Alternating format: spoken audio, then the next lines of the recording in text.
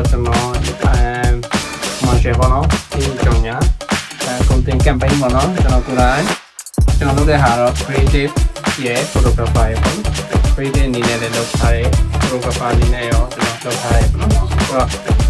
ဒီက video ရိုက်နေတယ်ကျွန်တော်ကဒီနေရာမှာပြီးသွားပြီပေါ့နော်နောက်တစ်နေရာသွားမှာပေါ့နောက်တစ်နေရာကျွန်တော် video ရိုက်ထားတယ်ပေါ့ဆိုတော့လိုက်ကြမယ်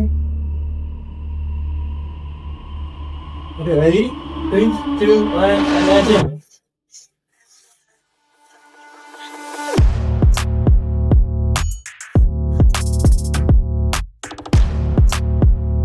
ဒါတော့ pick up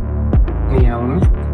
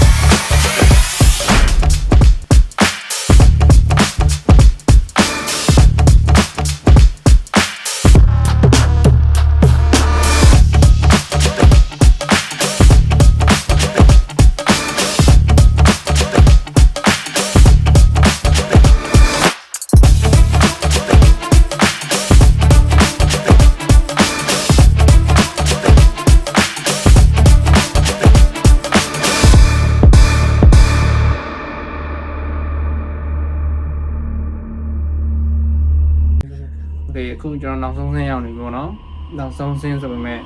ကျွန်တော် outfit နည်းနည်းတက်ပြီးနေရ group photo ရိုက်ဖို့ကြံသေးတယ်ဒီနေ့ location တော့ပေါ့ကြောင်းနေပေါ့နော်အရင် vlog က